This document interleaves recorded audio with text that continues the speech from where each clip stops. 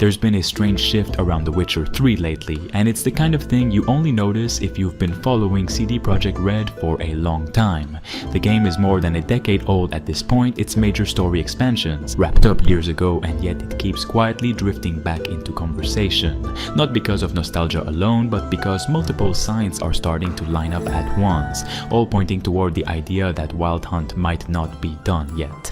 CD Projekt is in an interesting position right now. The Witcher 4 is in full production, but it's still far enough out that the studio has been very clear it won't be landing anytime soon. That leaves a long stretch where the franchise would normally go quiet, and historically, CD Projekt doesn't like letting its biggest IP disappear from view for years at a time. The studio has also spent the last few years rebuilding trust after Cyberpunk's launch, leaning heavily on transparency and long-term planning. That context matters when looking at what's happening with The Witcher 3. The first thing that caught people's attention wasn't a leak or a quote, but quiet activity. Recently, official Witcher 3 playlists on CD Projekt Red's YouTube channel were updated behind the scenes. No new videos were pushed, no announcements followed, and nothing was promoted publicly. It's a small signal, but it's the kind of maintenance studios tend to do when they're preparing assets or reorganizing content ahead of something new. On its own, it wouldn't mean much, but paired with everything else, it starts to feel deliberate. From there, the reports begin to stack up. Industry analysts and multiple insider sources have been pointing toward a new Witcher 3 expansions targeting a May 2026 release window. Not a remaster update or technical patch, but a proper paid DLC. The pricing being discussed lines up with something substantial, and projections suggest CD Projekt expects it to perform extremely well despite the game's age. That confidence only really makes sense if the scope is closer to a full expansion than a side story. What's especially interesting is how this DLC is being framed internally. The consistent claim across reports is that it's meant to bridge the gap between Wild Hunt and the next Witcher game.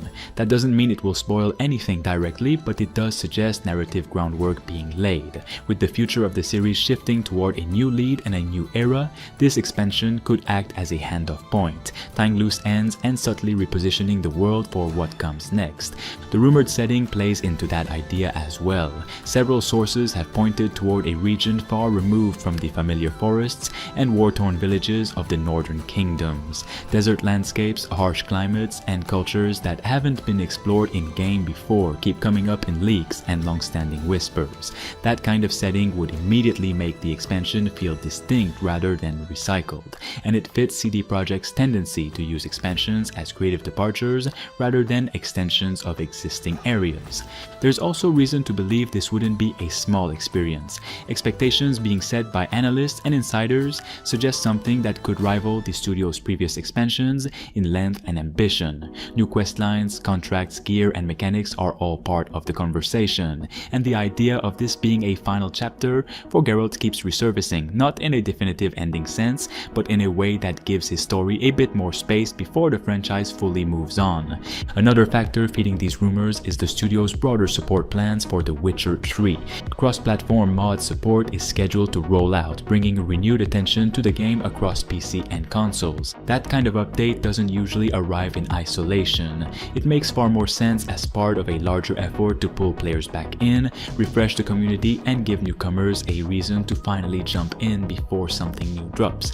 All of this paints a picture of a very deliberate strategy. Rather than rushing The Witcher 4 or letting the series sit idle, CD Projekt appears to be setting up a return to Wild Hunt that serves both creative and practical goals. It keeps the franchise active, gives fans something meaningful to dig into, and allows the studio to transition toward its next major release without forcing a long period of silence. People should be excited, but in a grounded way.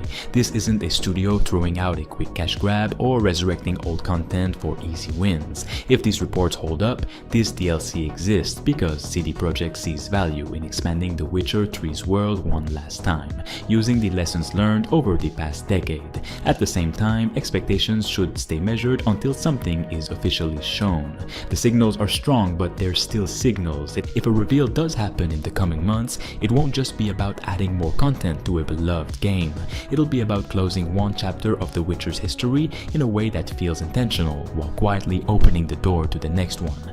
Building on that, there are a few more rumors circulating that help explain why so many people are suddenly taking this seriously instead of writing it off as wishful thinking.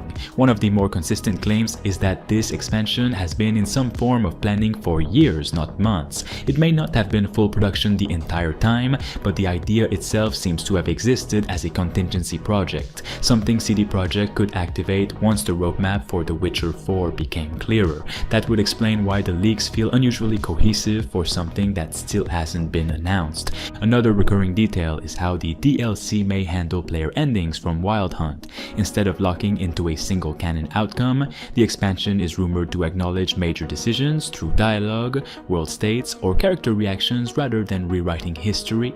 That approach would allow CD Projekt to respect player choice while still nudging the universe toward whatever narrative direction the next game needs.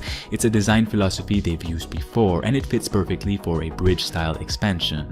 There's also chatter that this DLC could push tone and themes further than previous expansions. Hearts of Stone and Blood and Wine both explored darker ideas in very different ways, but this expansion is rumored to lean into uncertainty, displacement, and cultural clash, especially if the setting really does move into a harsher, unfamiliar region.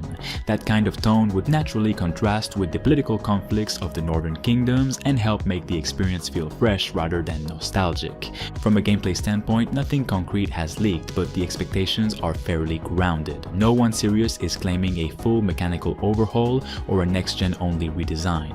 Instead, the talk revolves around refinement, new enemy archetypes that force different preparation, contracts that feel less formulaic, and quest structures that rely more on investigation and long-term consequences rather than immediate outcomes. If that sounds familiar, it's because it's exactly where CD Projekt has historically focused its expansions. The timing also works in favor of excitement. By 2026, The Witcher 3 will have benefited from years of updates, mod support across platforms, and a renewed player base discovering the game for the first time. A large expansion dropping into that ecosystem wouldn't feel late, it would feel like a celebration of the game's longevity. Very few RPGs get the chance to return this meaningfully so far after launch, and even fewer studios have the trust to pull it off. What makes this especially compelling is that CD Projekt doesn't need to do this. The Witcher 3 has already secured its legacy. Choosing to return to it now suggests intent rather than obligation. Whether that intent is narrative closure, franchise setup, or simply one last creative statement, it points to a project that exists because the studio believes it adds something worthwhile. That's ultimately why people should be excited but also patient. The signs suggest something real, something carefully planned, not a rushed announcement designed to fill a calendar slot. If and when this DLC is revealed, it's likely to be positioned as more than just extra content. It'll be framed as a final return to a world players know intimately, offering new ground to explore before the series moves forward for good. Like the video right now if you're excited for this DLC and subscribe to stay tuned.